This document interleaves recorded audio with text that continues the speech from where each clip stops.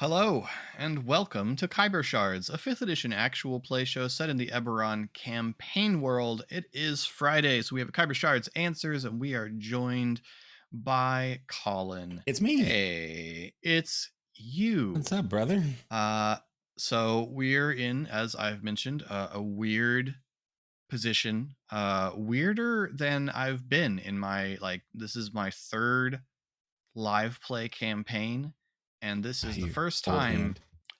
where we got finished as early as we have. We have the epilogue to record at this point. I know how it ends. So we know everything. We had need to get things done ahead of life events. Happy need. Done that. Happy need. We are not inconvenienced. Yeah. Glad to do it. Not at all.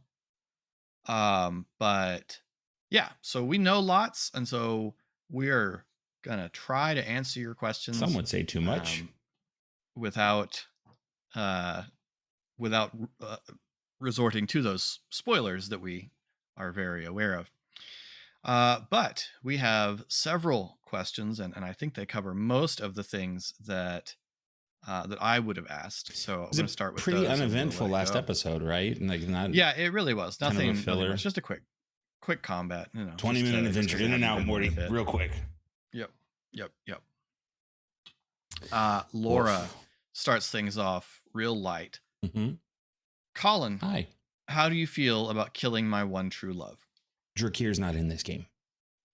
I was gonna say, I think that somewhere Drakir is, well, no, I was gonna say Drakir is hurt, but that doesn't really happen. Like that commercial from our youth with just the one single tear.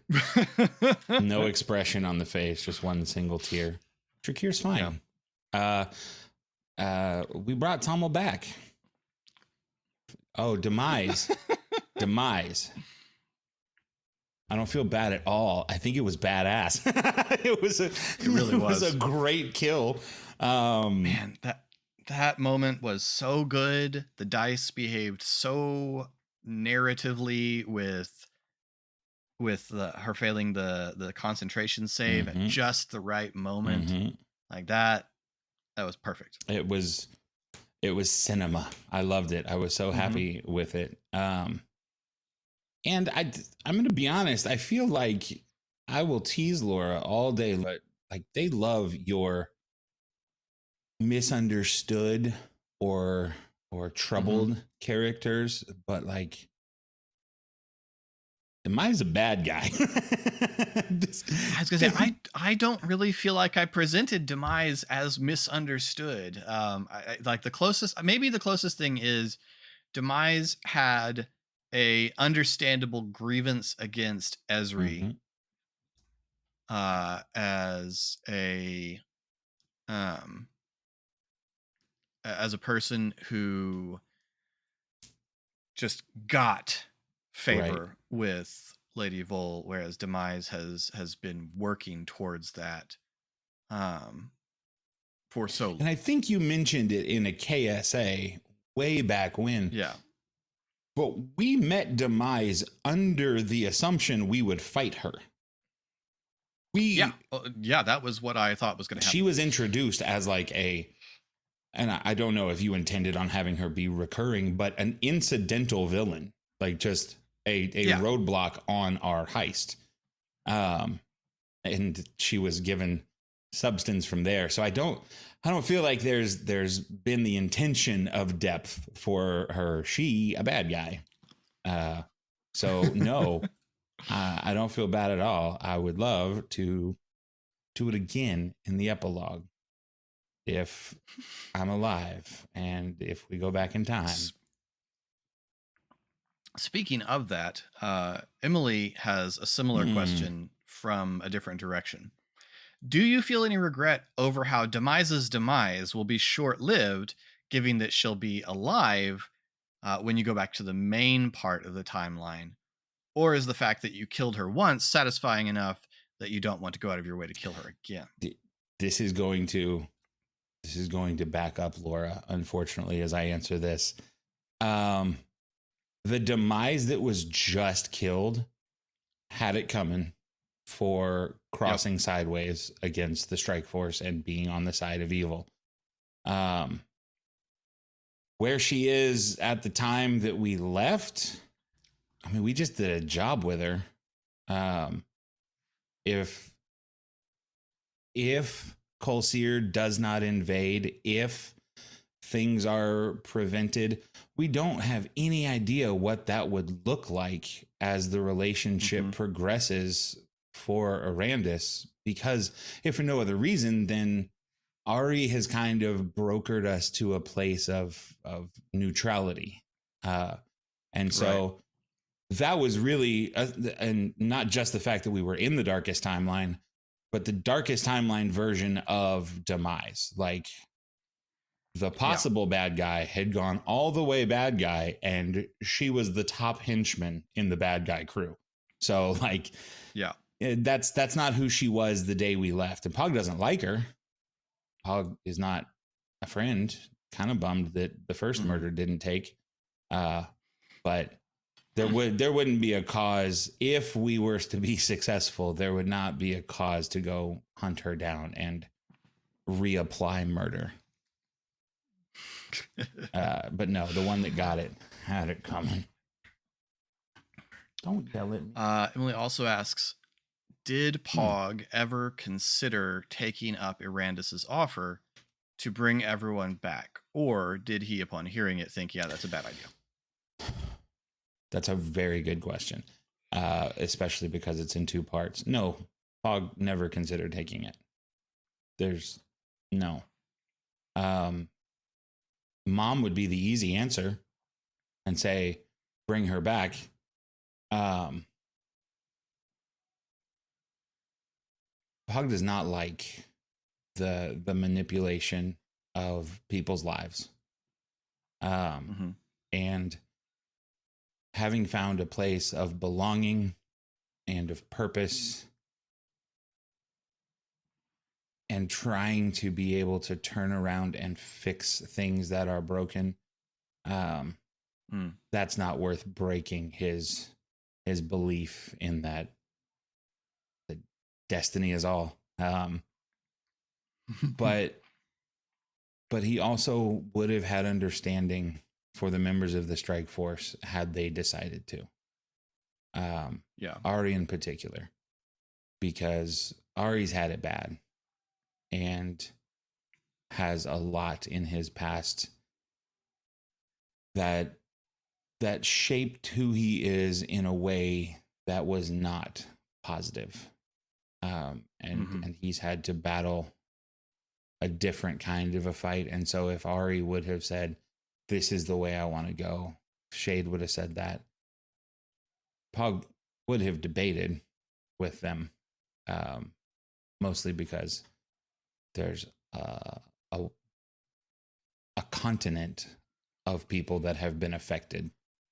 And it's very selfish for us to try to undo our own things. But he would have understood if that had been a bigger temptation for them. I think it was something that kind of niggled around in their heads for just a second, and then just we can't do that. And that felt like the appropriate amount of time to consider that offer. Yeah. We have another question from Emily. So here's one that I wasn't expecting. Oh. If Solarca is married and wants to have a poly relationship with both Pog and her spouse, whether it be because Pog gets stuck in the age of Colseer or because Solarca and her hypothetical spouse remember the age of Colseer when the strike force goes back, would Pog want to try and make it work? No. I have some friends that are poly, and all the respect in the world. I have a disconnect that doesn't on a first hand compute that, and I wouldn't know how to play that for Pog and do that lifestyle any kind of a justice. But also on a deeper level of why no, Pog would be putting himself in somewhere when he has spent so much time forging a place he can belong and have be his own. And there will be a deeper answer as we get to the next Solarca question. But I don't think that's in Pog's wheelhouse. He would probably take a class in Monk after this breakup and just be a very solitary guy. Yeah, it's a painful moment, and I don't think that also the circumstances surrounding seeing Solarca, I don't think would open him up to wanting to be a part of whatever she has. Too many ostriches. It's so much. They smell so weird. It's a real problem, and she lets them eat inside. Like, this is chaos, Solarca. Get your life together, ma'am. I've only been gone 20 years. And then we got one more from Emily. If there was no chance of going back, would Pog want to stay with Dane, the Dragon Blades, and the science team, or would he rather go live with Solarca? For the sake of this question, let's assume that living in the Mornland is a deal breaker for Solarca. I appreciate that. It feels like Pog is a deal breaker for Solarca. No, I don't think. If things don't work out for us and Pog is alive, I don't see a world that he ever looks her up again. Yeah. Philip and I talked off camera that there was a challenging moment for me to play because I couldn't get out of my own head all the way. And I, surprisingly, am terrible at breakups. But I don't hold any ill will to a single relationship I've been in. And I hope that all of them are genuinely happy. However, I don't want to see it. Like, right. All my exes live in Texas. Is my life. And I don't know where, and I'm not trying to find them because I hope they're doing well in this countryside state of ours. And so for me in that moment, it was very much the same. She said she's happy. She said she found happiness. And as we reach the ripened old age that those of us in this cast are, happiness is very tangible and it's very different from what you ever imagined it would be. And so it doesn't mean that she's less happy or more happy than she would have been with Pog, but she's this happy. And that's what Pog thinks he can make her and he can give to her. And if she found that, then I'm not going to get in the middle of it. Yeah. Plus there will be some kind of doing right that could still hold his interests and give him purpose. If she has found contentment in being settled down. Narratively, it made no sense to me to ask any questions of Solarca. Yeah. Do you have answers that you can share in this moment? Because I'm done. Like I don't get a chance to go back and retro play anything with meta knowledge. So is Solarca married? Does she have kids?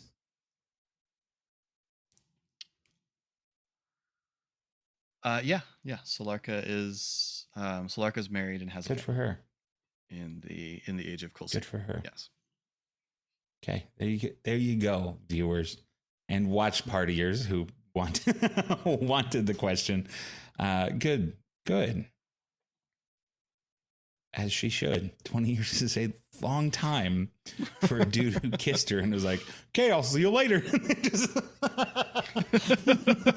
It was supposed to be, I'll see you yesterday. And instead, 20 years go by. So good. That's a very satisfying possibility if things don't go right for old Pog. At least Solarca winds up happy. Right.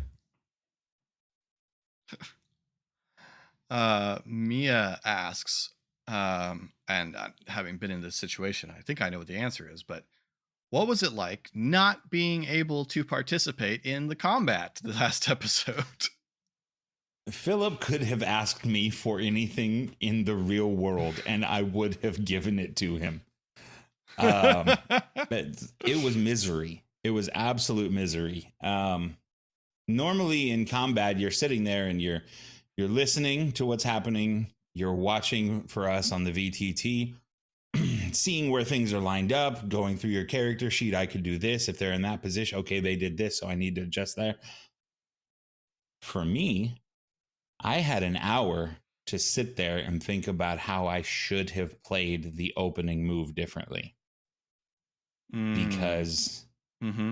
because had I not done what I did, had I done any number of different actions which were at my disposal, and then I start going, it's the opening and Philip's already breaking initiative order. I could have made him a pitch and I could have gotten away with doing this as well, and it would have changed everything. And so this is all my fault. All of it is on me, not Pog. It's on me for misplay. Right.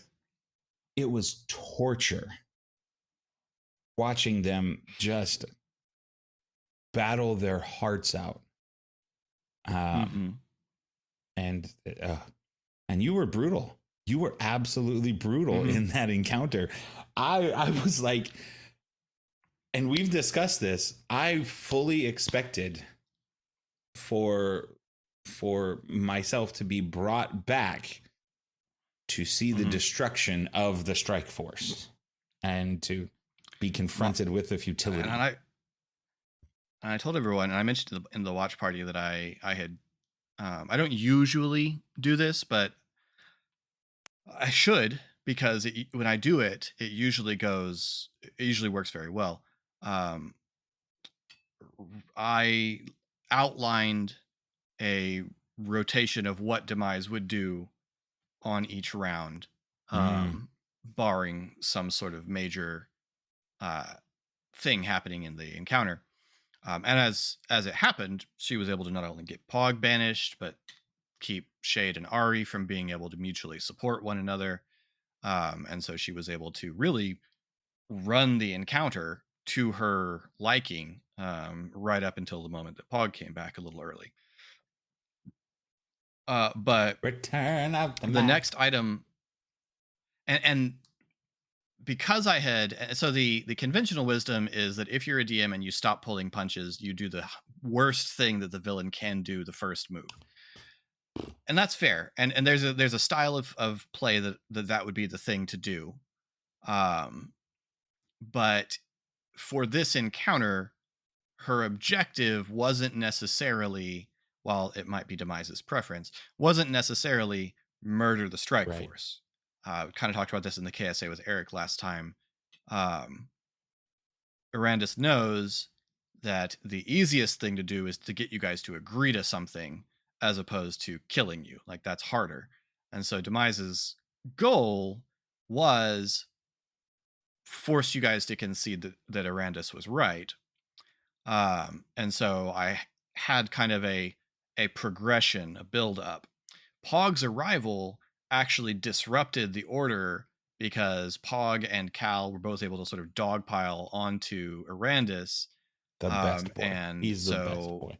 I had to I had to insert Thunderwave to clear some space for her, which is key because the last item on her Y'all rotation ready? uh, was was power word kill. Is she was simply going to point at Shade and kill her, Savagery. because no shot that Shade has 100 hit points.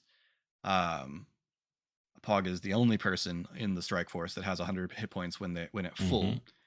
Mm-hmm. And so, yeah, absolutely, the intention was uh, kill Shade, and Ari's down. Then she can deal with Pog, like deal with Pog isolated. And so, yeah, Pog's arrival was so cinematically timed. It was so good. Like everything about it was just I, perfection. the Casey asked me if I faked the concentration check to let Cal have that cool moment, and I understand why she asked right. because it felt like it. Like I was like, this is no one's gonna believe me. Um, but no dice rolls were fudged, no punches were pulled. I had the villain progress according to their goals. And it was only at the end that her goal really was, now I will kill you all and make the others watch. It was Uh, so much yep. anxiety just sitting there in silence. I do appreciate that you gave me the against the rules ability to at least Sure. prepare. I banish is a weird spell. There are a handful of spells that are obviously designed for player use, Right. and that when used against players can often just be sources of frustration. I don't like the spell polymorph at all, but polymorph is one of those spells where you turn a creature into something else. Banishment is one of those, um, things that just basically remove you from the encounter.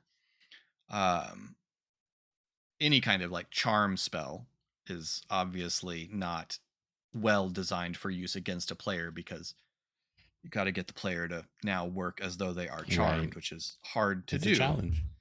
Um, and so the fact that banishment technically incapacitates you, so I prefer to sort of fudge a little bit with banishment.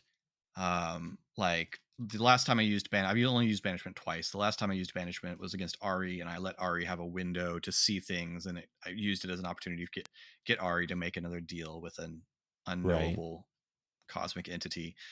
Um, and so yes, so I liked the idea of, technically I know Pog's incapacitated, but I liked the idea of Pog being able to sit there and just let the rage build up inside him so that when he came back it's like it's like Thor's Right. arrival in Wakanda at Exactly. the end of Infinity Exactly. War. Yeah. Because Um I didn't have to spend a bonus action to get ready coming back in. It yeah. was such a nice little gift from you to because Yep. I have sat through episodes of Khyber Shards where I sat and listened for an hour. Mhm. And it's a much different experience when you're listening to role play happening and conversations of consequence Yeah. than it is to just have, and it would be Pog's turn, but But yep. I'm really like bummed out that the very first thing that happened on your first non-turn was that I turned it into a Mumford and Sons lyric, and nobody I in the haven't call watched. I reacted. need you to tell me, what did I miss? It's I I said, Pog, you're in a white blank space with a swelling rage. Oh man. Uh, my I bad. My bad. I was distracted, Philip. I was distracted. I thought I was dying in another dimension. Well done. Well It's done. okay. You know what? It's okay. Inspiration, Philip. Right. You're gonna regret that at session one. No, that's a new character sheet. New sheets. He is gonna make me regret that in the epilogue, though, somehow. Somehow it's been my inspiration. Um, uh, all right. And then our last question is from Laura. And once again, coming in lighthearted. What does Pog regret most out of everything that's happened in the campaign? We have been playing this game for 3.5 years. How It's many true. episodes do we have currently up? We just did 176. 176 episodes I'm going to of get this show. close. We're going to get into the 180s based on our current recordings, I What does think. Pog regret the most? We've done a lot. It's true. Prior to the time travel, prior to the time jump, probably bring Tommel back because we got nothing out of it. It served us zero purpose. All we did was bring back the person who very nearly killed everyone. Like, Tommel does not get enough blame for the fight on the what was the festival? I just think of Burning Man, Burning Titan. I mean, we had catastrophic acts of terrorism that killed Cal and Ari and had Shade taken. Not Ari. It was Shade. Okay. It was Shade. No, Ari went down because he Ari carried died, Pog carried Ari right. and Ari. Cal. Yeah, Ari died. Shade was down and got kidnapped. That's like, no, lots of things went wrong. We almost had a TPK at his hands. If he'd have turned around, he probably would have. Right. And then we brought him back to get nowhere. We just got to hear like extremist propaganda is all he gave us. So probably would have been that before the time travel, knowing that now what we do about Tommel having seen some different purpose. See, I'm not saying you guys should trust him. With that in mind, it would probably be, and it's a regret that he couldn't have done differently at the time. But it would have been the way that the wedge between he and Ari divided them. Pog has grown so much as a character over these years that we've had this game. And the joke was always he doesn't use good words. And he's gotten much more capable of communicating and expressing himself. Pog hurt Ari. Ari had challenged and hurt Pog, and Pog did not have the capacity to be part of the healing of that. And that felt real bad for a very long time. And while it healed, it kind of scarred between them. And I think that would be, if he could go back with his consciousness, he would just go back and communicate more effectively and would have found a more even keel to remain on with Ari, because that division drove its way through the strike force in little ways. And I think that's most likely the thing. He's kind of bounced back from his mistakes and faced a lot of them already. So that's going to be my answer. Nice. Now, if we go back and we're successful, though, Demise wasn't a bad guy, but Tommel. Now, where's my epilogue notes page?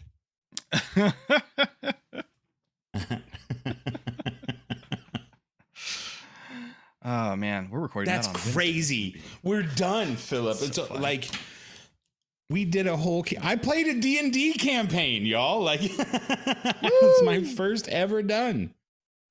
That's wild. True. It's gonna be good. Man, it is. We are excited for you guys. I can't wait. So I can't wait. Yeah. Oh, it is wild. But that is the end of our questions. So for now, we'll stop teasing and I won't. I have social media. Let you all move on. Speaking of social media, if you look in the description, you'll find links to all of ours, including to the Discord, where you can submit questions for Khyber Shard answers, as well as to Colin's Twitch, where he is sorry BTR. The O is a 0. New episodes of Khyber Shards drop on Mondays. New Khyber Shards answers on Fridays. And until next time, thanks for rolling with us.